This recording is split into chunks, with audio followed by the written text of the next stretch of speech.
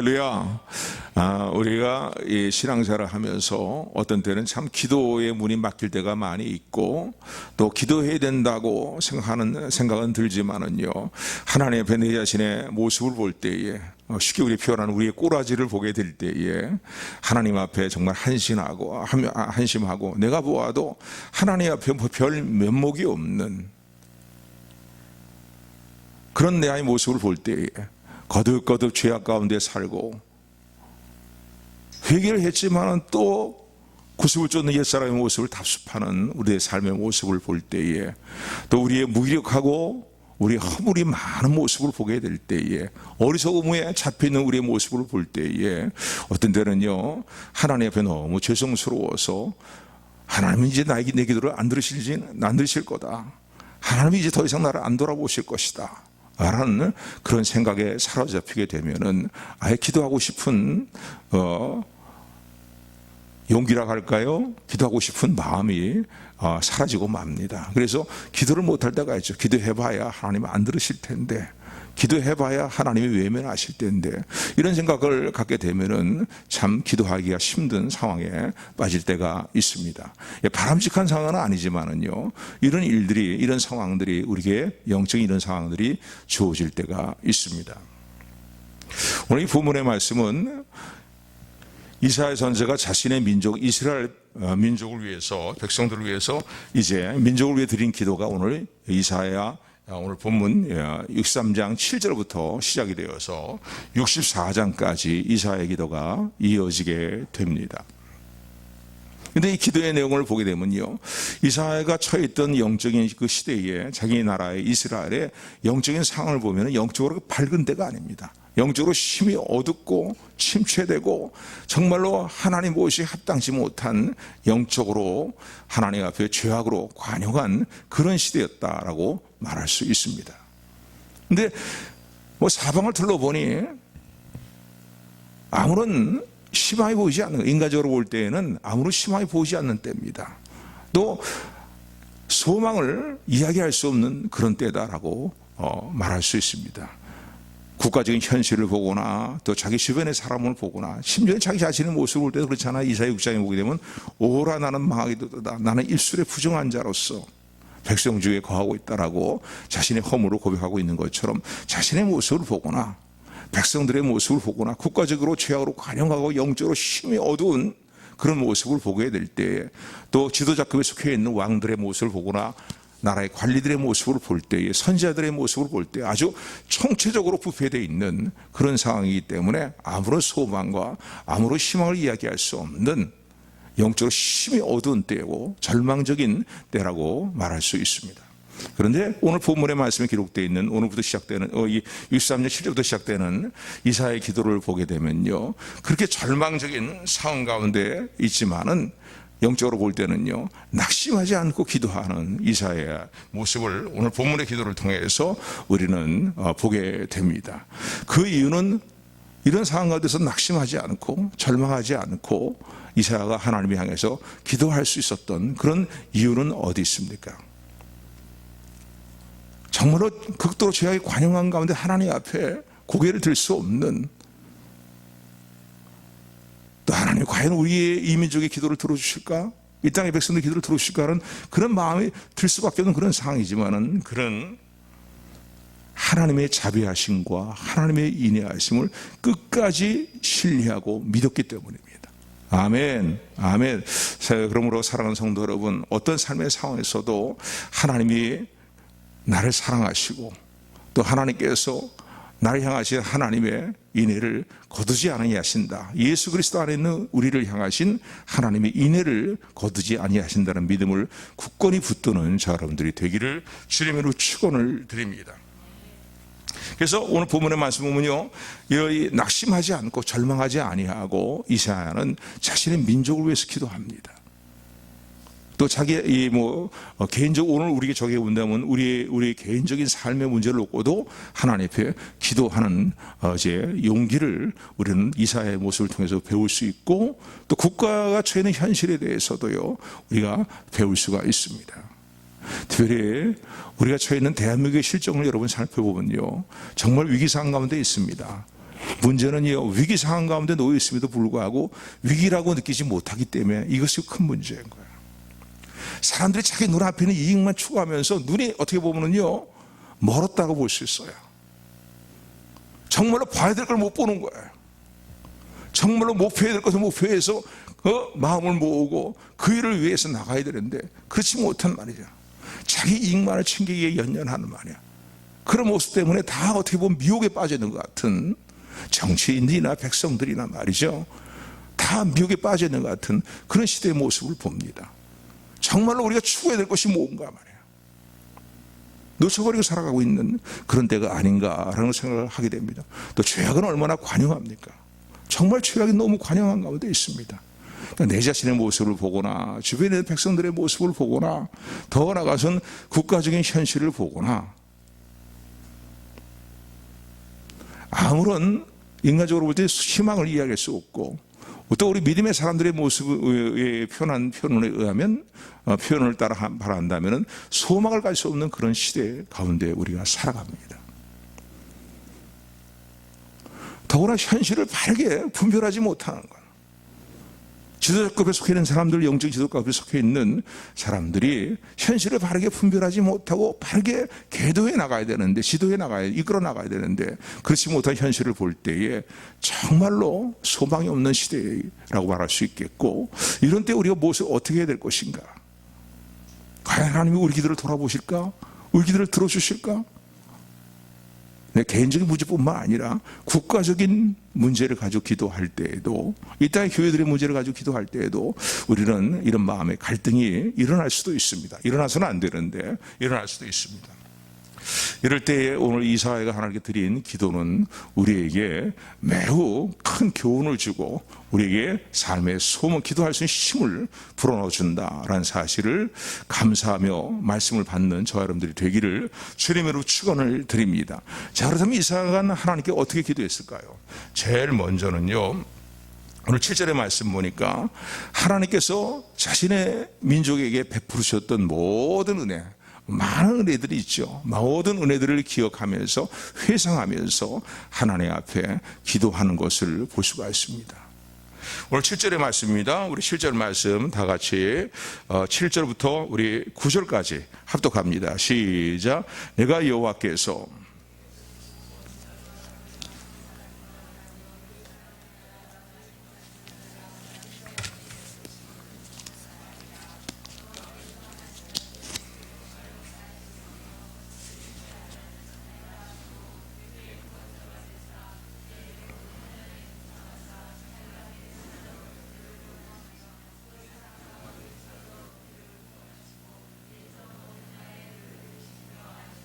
아멘. 이게 7절부터 9절까지 말씀 보면요, 하나님께서 이스라엘 민족에게 베푸셨던, 자기 동족들에게 베푸셨던 그 많은 은혜들을요, 다양한 은혜들을 주셨겠죠, 그죠? 많은 은혜를 주셨는데 그 은혜들을 그냥 일목요연하게 하나님 앞에 이제 하나님이 행하신 그 은혜로운 모든 일들에 대하여서 이제 그것을 회상하면서 추억하면서 하나님 앞에 감사하는, 그리고 그런 은혜를 주셨음에도 불구하고 거기에 그 은혜에 부합되지 못한 자신의 동족들의 모습들, 자신의 모습을 보면서 하나님 앞에 먼저 은혜를 회상하며 기도하는 이사야의 모습을 오늘 7절에서 9절의 말씀을 통해서 볼 수가 있습니다. 7절에 보게 되면 하나님께서 어떻게 했어요? 우리에게 모든 자비를 베푸셨다는 거예요. 국률을 베푸실 뿐만 아니라 많은 자비를, 큰 은총을 베푸셨다라고 7절에 보면 그렇게 말합니다. 그러니까 조그마한 은총이 아니라, 조그마한 국률이 아니라 모든 일에 대해서, 그냥 자비가 아니죠. 모든 자비예요. 모든 일에 대해서 그 많은 자비를 베푸셨다는 거예요. 자비와 은총을 베푸시고 국률이 여기시면서 이스라엘 백성들을 돌보시고 이끌어내시고 이스라엘 백성을 인도하셨다는 겁니다. 그리고 심지어는 어떻게 말씀하셨냐면 8절에 보니까 너희는 나의 백성일 뿐만 아니라 거짓을 행하지 않는 나의 자녀다라고 그렇게 말씀하셨다는 거예요. 나의 자녀다. 이스라엘 백성을 향해서 너희는 나의 거룩한 성민이고 또 내가 사랑하는 나의 자녀들이다라고 그렇게 말씀하셨는데, 그 자녀에 대해서 또 어떻게 해요? 칭찬하시면서 자랑스럽게 여기시면서 거짓을 행하지 않는 나의 자녀다라고 그렇게 이제 말씀하시고 그런 사랑을 베푸시는 은혜를 베풀어 주셨다는 거예요. 거짓을 행하지 않는 자녀다라는 말의 의미는 전혀 거짓말을 하지 않고 거짓된 행동을 하지 않는다 그런 말씀이 아니라 여러분 하나님의 백성들의 특징은 뭡니까? 정직하다는 거예요. 죄를 지었으면 하나님 앞에 하나님 제가 잘못했습니다. 내가 이 죄를 저질렀습니다. 이 죄를 알고도 지었습니다. 그렇게 하나님 앞에 정직하게 고백하는 거예요. 그리고 하나님께 회개함으로 나갈 때에 하나님은 오늘도 저 여러분들을 보시고 뭐라고 말씀하십니까? 너는 거짓을 행하지 않는 나의 자녀니라 라고 말씀하시는 하나님의 은혜가 함께함을 감사하는 저 여러분들이 되기를 주님으로 축원을 드립니다.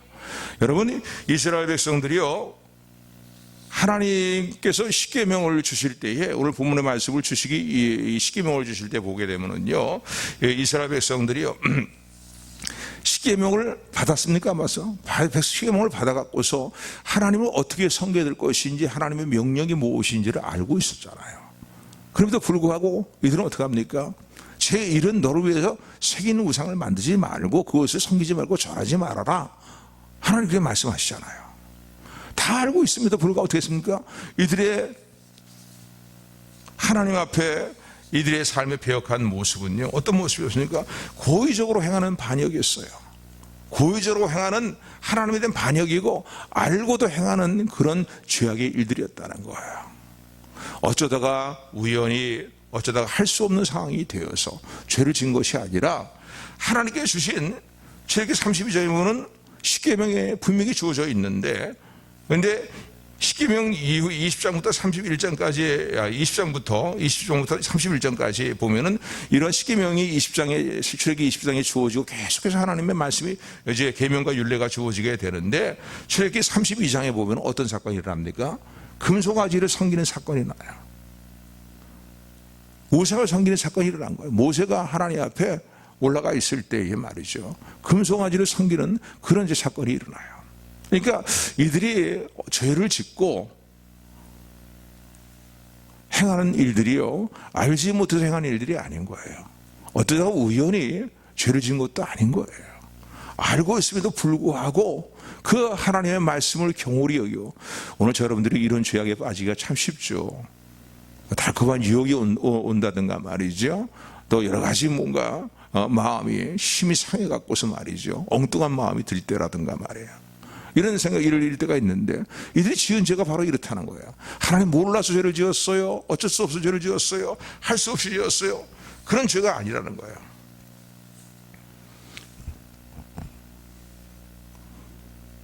하나님의 이런 기대와 사랑에 대해서 이들은 하나님은 그래서 이 백성은 정직한 백성이다, 거짓말하지 않는 백성이다 하고 회개하고 하나님께로 나오면 되는데, 이들은 회개하지 않았다는 거죠, 하나님 앞에.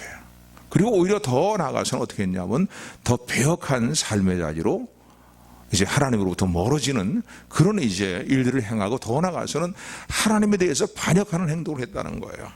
그래서 10절에 보면 이런 표현을 쓰고 계십니다. 하나님의 이런 은혜와 은총과 하나님의 행하신 그 은혜로우신 일들에도 불구하고, 또 하나님의 사랑에도 불구하고 그들을 드시며 안으시려고 품에 품으시는 그런 하나님의 자비로우심에도 불구하고 10절에 보니까 그들이 반역하여라고 그러죠. 그들이 반역했다는 거예요. 뭐 어쩌면 이런 일이 있을까 그러지 뭐지만 남의 이기심 생각하지 마십시오. 하나님의 은혜를 무수히 받고 살아가면서도요, 우리가 하나님을 경홀히 여기고 오히려 하나님 마음에 아픔을 드리고 하나님의 괴로움을 드리고 말이죠, 답답함을 드리고 오히려 어떻게 합니까? 하나님을 반역하는 것 같은 그런 삶의 모습이 오늘 우리에게도 있을 수 있다는 사실을 우리는 생각해야 됩니다. 그래서 하나님이 말씀하시는 거예요. 그래서 이사야는 이 부분을 놓고 하나님이 기도하는 거예요. 먼저 주신 은혜를 감사하면서 회상하면서, 이렇게 무수히 많은 은혜들 말이죠, 모든 일에 모든 자비를 베푸시고 그 많은 자비를 베풀으시고 큰 은총을 베풀어 주셨고, 또 친히 말씀하시기를 내 사랑하는 자녀다, 너희는 거짓 행하지 않는 내 사랑하는 자녀다라고 자랑스럽게 우리를 말씀하시고 품에 품으시고 안으셨음에도 불구하고 또 우리가 겪은 모든 환난에 동참하셨다는 거예요. 9절에 보니까요. 그들의 모든 환난에 동참하사라고 되어 있어요. 사실 이스라엘 역사를 보면 그렇지 않습니까? 하나님께서 이스라엘 백성들이 겪은 모든 환난 가운데서 하나님이 어떻게 행하셨습니까? 이스라엘 역사를 보면요, 그들이 애굽에서 노예 생활할 때 하나님이 그들을 끌어내셨어요. 10가지 생을 애굽에 내리시면서 그들을 끌어내셨어요. 출애굽시키셨어요. 홍해바다 앞에서 그들이 난감해 있을 때 홍해바다를 가르시는 역사로, 그 어려움과 환난 가운데 있을 때 가르시는 역사로 말이죠, 홍해바다를 마른 땅과 건너듯이 말이죠, 건너게 하셨어요.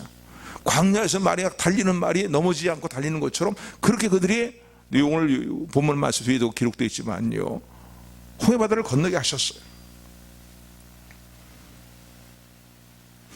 광야 여정 가운데서 불기둥과 구름기둥으로 그들이 어려움을 겪을 때 그 환난 가운데서, 그 환난 가운데 주님이 동참하셔서 모든 걸 돌보시고 인도하셨습니다. 가나안 땅을 정복하는 전쟁 가운데서도 그 환난 아닙니까? 그런데 그런 환난 가운데서 하나님이 전쟁 중에 함께 하시고 승리를 거두게 하셨단 말이에요. 그러니까 그들의 환난 중에 동참하시고 그들을 품에 품으시고 안으시고 그들에 대해서 자랑스럽게 말씀하시면서 거짓을 행하지 않는 나의 자녀다라고 그렇게 말씀하시면서 그 모든 일에 자비를 베푸시고 은혜를 베푸셨는데, 오늘 우리 개인적인 우리 삶에도 적용해 볼 수 있겠죠. 내가 병들고 수술을 받을 때에, 고통 가운데 있을 때에 하나님이 그 환난 가운데 함께 하셨음을 여러분 믿으십니까? 아멘. 아멘. 슬픔과 고통을 당할 때에 그때도 하나님이 나와 함께 하시고 내 삶의 용기와 소망을 주셨은 것을 믿으십니까? 내가 남 모르게 어두운 곳에서 말이죠, 아픔을 가지고 눈물을 흘릴 때에 하나님은 그 환난 가운데 함께 하셨고 동참하셨고 위로하셨음을 우리는 부인할 수가 없습니다.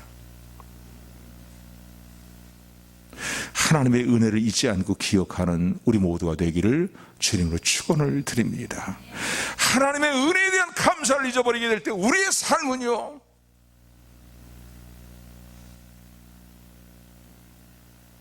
하나님 마음에 아픔을 드리고 괴로움을 드리는 그런 삶의 모습으로, 우리의 삶의 모습은 행할 수밖에 없어요. 행하게 된다고요. 그러니까 성도의 신앙생활에 있어서 하나님에 향한 감사가 메마르게 되면요, 그때 문제인 거예요, 여러분요. 감사 대신 뭐가 계속 일어납니까? 불평과 원망과, 절망은 물론일 뿐만 아니라 하나님에 향한 원망과 불평과, 하나님 너무 야속한 거 아닙니까? 뭐 이런 식으로 생각이 된다. 그것이, 그런 마음이 들 때에 마음을 돌이켜서 지금까지 하나님께 내 삶 가운데 어떤 은혜를 베풀어 주셨는가를 회상하면서 감사하는 저 여러분들이 되기를 주님으로 축원을 드립니다. 그런데 하나님이 정말로 너무나 답답한 심령으로 이사야 1장에 보면요, 이렇게 시작됩니다. 슬프다라고 하나님이 이렇게 말씀하셔요. 1장부터 보면 초반부에 보면요, 계속 슬프다라는 말씀을 몇 번씩 말씀하십니다. 왜? 이 백성들이 나의 사랑을 너무나 모르고 있다는 거예요. 내가 저들에게 베푸는 자비와 은혜를 너무나 모르고 있다, 다 잊어버리고 있다는 거예요. 깨닫지 못하고 잊어버리고 있다는 거예요. 저들의 주인이 누구인지 말이죠, 알지 못하고 있다는 거예요. 나기 쉽게만도 못하다는 거죠.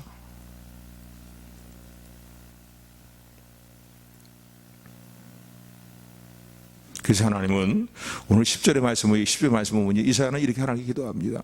하나님, 이런 많은 은혜의 자비와 은혜에도 불구하고 저들이 하나님을 반역했습니다. 하나님으로부터 등을 돌렸다는 거예요, 저들이요. 10절의 말씀이에요. 우리 10절 말씀 같이 합독합니다. 시작.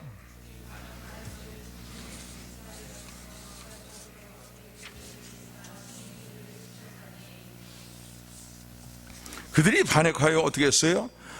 성령을, 주의 성신을 근심하게 하셨다는 거예요. 예배소의 말씀 보면 그렇게 말씀하고 있죠. 예배소서의 말씀을 보게 되면은 예배소 4장 3절에 보면은 하나님의 성령을 근심하게 하지 말아라. 그 안에서 너희가 구속의 날까지 인치심을 받았다는 거예요.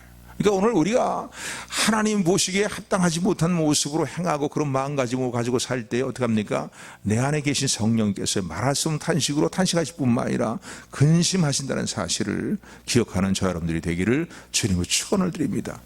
저들이 반역한 모습을 보면서 하나님 그때 성령께서 마음에 근심하셨고, 그리고 하나님은 저들의 그러한 패역한 모습을 보면서, 반역의 모습을 보면서 돌이켜서 그들의 대적이 되셔서 그들을 때리셨다는 거예요. 여러분, 하나님 백성을 때리실 때 죽으라고 때리십니까? 너 완전히 끝장내버리자 하고 때리십니까? 아니에요. 하나님 매를 드실 때에는 쉽게 매를 드지 않으셔요. 그런데 매를 한번 드실 때에는 너 이제 안 되겠다, 좀 매를 맞아야 네가 정신을 차리겠다. 하나님 매는 언제나 하나님 백성에서는 사랑의 매인 것을 여러분 잊지 않는 저 여러분들이 되기를 주님으로 축원을 드립니다. 그런데 그 매를 드시면요, 호되게 매를 드신다고요. 저들이 대적이 된 것처럼 친히 하나님께 어떻게 하셨어요? 그들을 때리셨다는 거예요.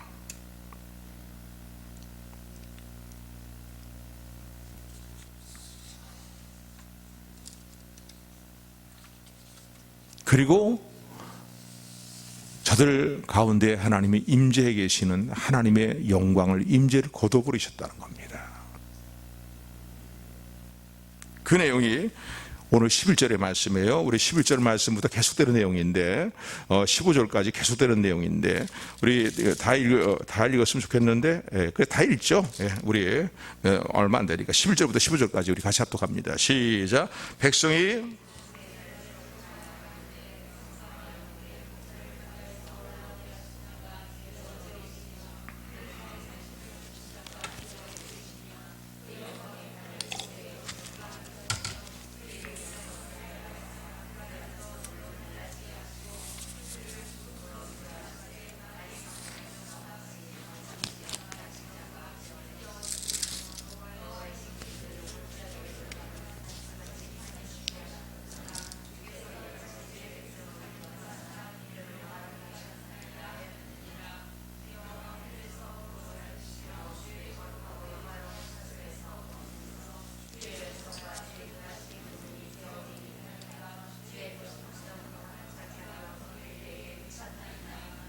아멘.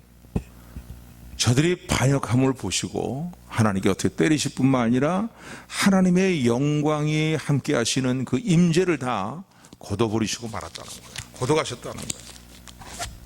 그래서 지금 이 11절부터 계속 강조되는 단어가 뭡니까? 저들이 고통 가운데 있을 때 과거에 하나님 베푸신 은혜들을 이제야 생각했다, 이제야 생각했다는 거야. 이제야 회상하면서 하나님 그때 우리가 어려울 때 우리를 도와주지 않으셨습니까? 출애굽시키실 때 그때 역사를 보면 그 얼마나 놀라운 권능과 놀라운 기사를 행하시면서 우리를 도우시고 우리를 긍휼히 여기시지 않았습니까? 우리를 도우시지 않았습니까?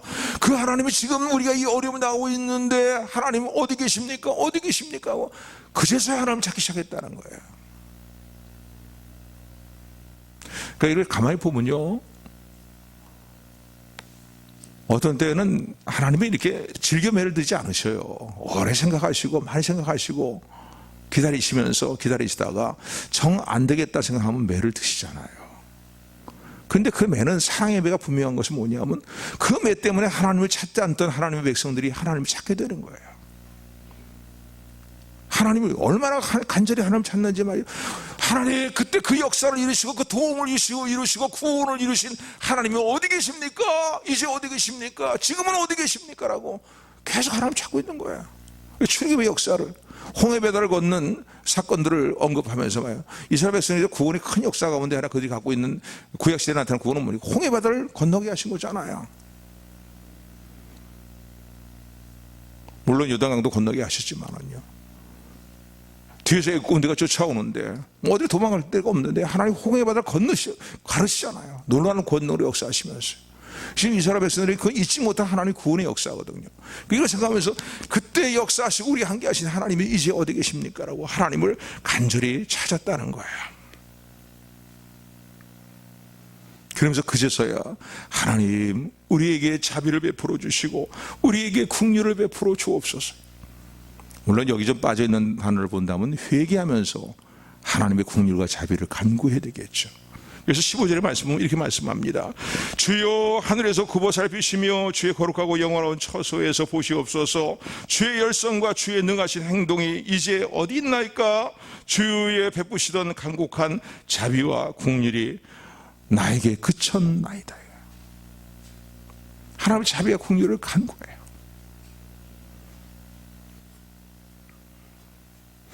여러분, 죄의 임재가 하나님 백성에서 떠나간, 죄의 임재가 떠나간 교회의 모습, 성도의 삶이라는 것은요, 정말 비참하기 짝이 없는 것입니다. 이스라엘 역사를 통해 이것이 증거하고 있을 뿐만 아니라 우리의 삶의 체험을 통해서 우리가 늘 증거받습니다.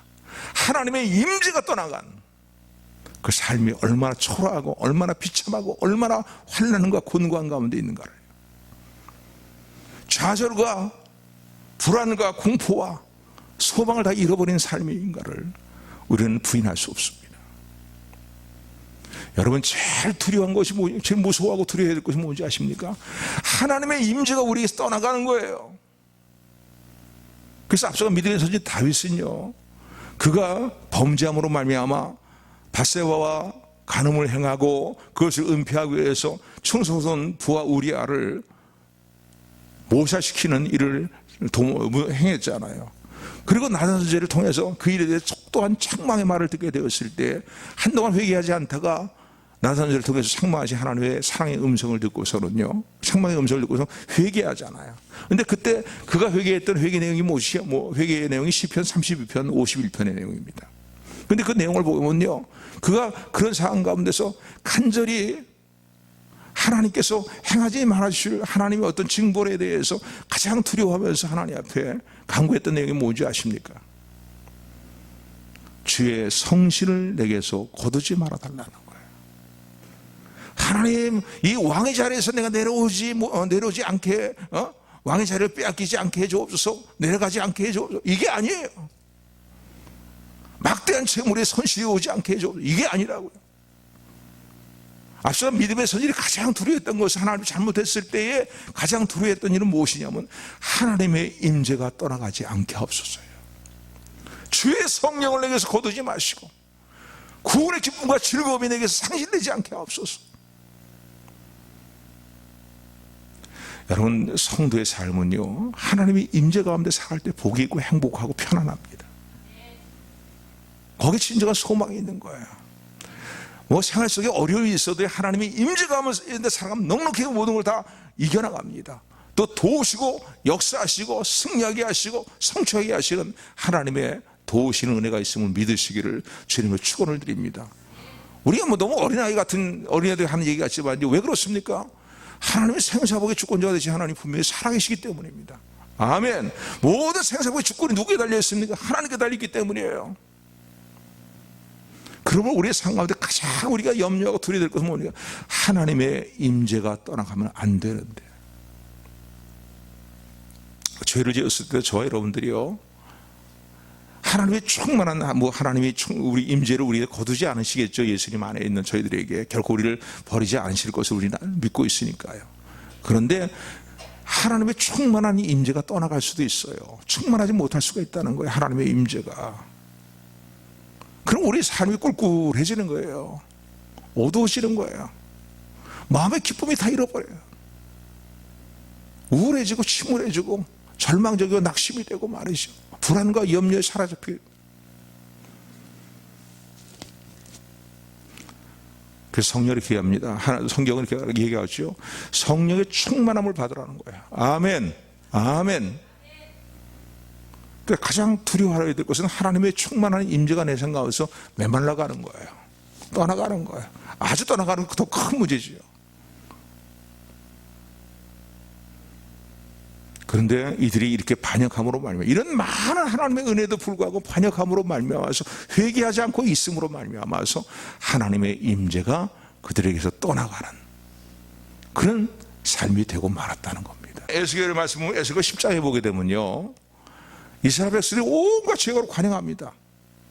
나라가 거의 이제 멸망할 직전에 바로 눈앞에 있는 멸망할 그 상황에 이를 정도로 죄악이 관영했으니까, 심지어는 우상에서 우리가 예수께서 보게 되면 그런 내용들이 있잖아요. 하나님의 성전에 있는 여러 가지 방들이 있어요. 이 성막에 있는 여러 방들이 있는데, 성전에 있는 여러 방들이 있는데, 그 방에 영적 지도자급에 속해 있는 이 이스라엘 장로들이요, 벽화를 그리는데 온갖 온갖 약 사신 우상을 섬기는 우상단지들, 곤충이 뭐 버러지 형상 우상들 그런 거, 거기서 말이야 은밀하게 우상을 섬기고 있는 모습을 하나님 보여주십니다. 성전 뭐 앞마당 또 선전 구석구석에서 여인네들이 말이죠 우상을 섬기면서 통곡하고 애통하는 그런 모습을 보여주십니다. 이 정도 교회에 관영하니까 하나님은 어떡하지? 하나님의 백성과 함께하기를 원하십니다. 믿으십니까? 아멘. 아멘. 우리를 너무나 사랑하시기 때문에 그런 거예요. 어떤 상황에서도 하나님은 함께하기를 원하셔요. 그런데 더 이상 하나님이 그들의 죄악의 관영함과 극심한 우상 숭배와 죄악의 문제로 말미암아서 이스라엘 백성과 함께 할 수가 없는 거예요. 그래서 하나님의 영광에 떠나가기 시작합니다. 에스겔서가 우리가 보여주는 아주 중요한 내용인 거예요. 그래서 에스겔 10장 11장에 보게 되면요, 하나님의 영광이 떠올라서요 어떻게 하냐면 떠나가기 시작하십니다. 그런데 그것도 단번에 못 떠나셔요. 안 떠나셔요. 왜? 하나님의 백성과 늘 함께하기를 원하시는 게 하나님의 마음, 사랑의 마음이기 때문에. 그래서 하나님의 보좌에서 영광에 들려가지고 문지방 쪽으로 옵니다. 성전 문지방 쪽으로 옵니다. 단번에 떠나가시는 게 아니에요. 더 보니까 이제 10장 19절에 보게 되는 말이죠. 성전 동편문에 이제 나가게 돼요. 문지방에서 동편문으로. 그리고 거기서도 머뭇거리시는 거예요. 회개하고 돌이키면 다시 하나님께서 임하시기 위해서 말이죠. 근데 워낙 지금 이스라엘에서 돌이키지 않고 회개하고 죄에 관영하니까 어떻게 합니까? 이번엔 그냥 떠나시는데 어떻게 합니까? 동편 산 쪽으로. 에스겔서 11장에 보게 되면은요, 23절에 보면요, 가서 머물러 계십니다. 그래서 다 떠나가시는 거예요. 그게 이제 에스겔서를 통해 보여주시는 놀라운 교훈입니다. 그리고 새로운 성전이 다시 지어지고 나중에 회복의 역사가 이루어지고 새로운 성전이 지어지고 그러고 난 다음에 에스겔 43장에 보면요, 떠나가셨던 하나님의 영광이 다시 떠나가셨던 그 방향 거꾸로 해서 말이죠, 역으로 해서 다시 성전으로 충만히 임하시고 성전 가운데 성전에 하나님의 영광이 충만하도록 임재하시는 내용이 기록이 되어 있습니다. 이걸 또 깨닫는 건 무엇입니까? 하나님은 어떡하지? 하나님의 백성과 함께하기를 원하시는 게 하나님의 사랑이고 하나님의 본심이라는 사실을 여러분 기억하시기를 주님으로 축원을 드립니다. 이런 상황 가운데 놓여 있는 자기 동족의 모습을 보면서 이사야는요, 그래서 하나님 앞에 이렇게 기도합니다. 하나님 이제 어디 계십니까? 다시 어디 계십니까? 계속 하나님 찾으면서요. 그러면서 여기 보면은 오늘 본문의 말씀을 보게 되면은 10절 말씀은 여호와여 돌아오시옵소서. 그렇게 하나님 앞에 기도합니다. 한번 따라하시기 바랍니다. 여호와여 돌아오시옵소서. 여호와여 돌아오시옵소서. 성경에 이런 표현들이 여러 군데 있어요. 왜? 하나님의 임재가 떠나간 삶은 비참하고 불안과 모든 환난과 어려운 가운데 있고 절망적인 삶의 모습이 되기 때문에 그렇습니다. 여러분, 더구나 하나님의 백성들이 하나님의 은혜가 떠나가면요, 그 삶은 아무런 삶의 의미가 없는 것입니다. 그래서 이사야가 하나님 앞에 돌아오시옵소서 기도합니다. 이제 어디 계십니까? 이제 어디 계십니까? 이스라엘 백성들이 막 하나님을 찾는데 그 찾는 가운데서 이사야가 하나님께 드린 기도는 뭡니까? 하나님 돌아오시옵소서. 다시 돌아오시고 하나님의 임재가 충만하고 하나님의 임재 가운데 살아가는 우리의 삶이 진정한 복된 삶이며 진정한 평강의 삶이요, 진정한 소망이 넘치는 삶입니다. 하나님 다시 돌아오시옵소서. 여러분, 우리 조국이 처해 있는 현실을 볼 때도 그렇습니다. 이 땅의 교회들이 처해 있는 현실을 볼 때도 그렇습니다. 아니, 이 땅의 성도의 삶의 모습도 그렇습니다. 여러 가지 막 겹쳐가고 코로나 바이러스까지 겹쳐가지고 말이죠, 영적인 삶이 지금 엉망이 되고 있어요.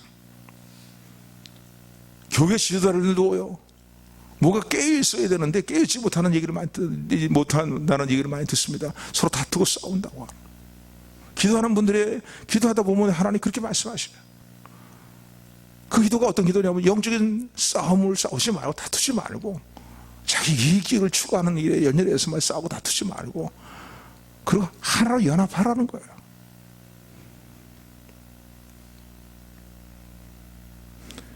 나라의 현실을 봐도 그렇습니다. 이 땅의 교회가 항상 문제인 거예요. 문제는요, 어느 시든 간에 하나님의 징벌이 임하고 하나님의 심판이 임하고 하나님이 주시는 환난이 임하는 그 이유는 무엇이냐면 그 땅에 속해 있는 교회들과 성도들이 잘못 행하기 때문인 거예요. 기다리고 계시는데 안 되니까 하나님 매를 드시는 거예요. 그리고 하나님 찾게 하시는 거예요. 자신을 돌아보게 만드시는 거예요. 회개하게 만드시는 거예요. 정말 나라 민족을 위해서 기도할 때입니다, 여러분요. 이쪽에서 계속 평화 얘기하는데 저쪽에서 계속 싸울리잖아요, 미사일을요. 나라가 위기 상황인 건 몰라요. 위기의식이 없어요. 아니, 기독교인들은 여러분요, 모든 생각을 하나님께 맞추셔야 됩니다. 내 취향이 이렇고 내 생각이 이렇고 그러면 안 되는 거예요. 어떤 문제든 간에 하나님께 내 생각을 맞춰야 된다고요. 여러분, 사회주의 공사주의 나라가 되면은 우리 신앙생활을 자유롭게 할 수 있겠습니까? 저 북한 지역의 성도는 어떡합니까?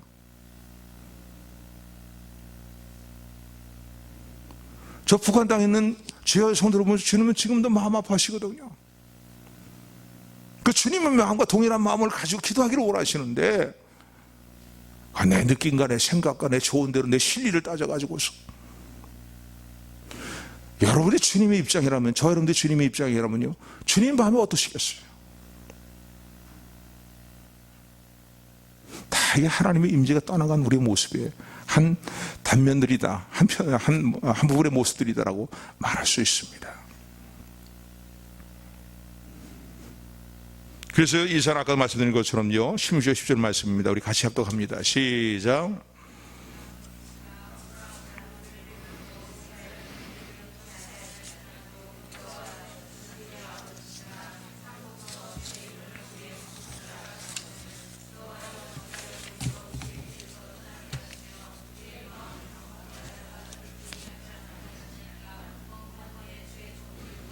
산업인 지파들을 위하사 돌아오시옵소서. 아멘. 오늘 이사드린 국가와 민족을 위해서뿐만 아니라 우리 개인적인 문제도 마찬가지죠. 국가와 민족을 위해서도 그렇고 우리가 이 기도를 드리셔야 됩니다. 이 땅 교회들을 위해서 이 기도를 드리셔야 되는 거예요. 하나님의 임재가 떠나간 모든 삶은요, 다 황폐하고 메마르고 비참해지는 거예요. 동안 하나님의 백성이 더 비참해지는 거예요, 여러분. 아무리 내가 먹고 사는 일에 바빠도요, 이 기도는 들으셔야 됩니다. 나라가 망하면은요, 하나님의 임재가 떠나가면요, 우리의 삶을 걷잡을 수 없이 나라로 떨어지고 말 것입니다.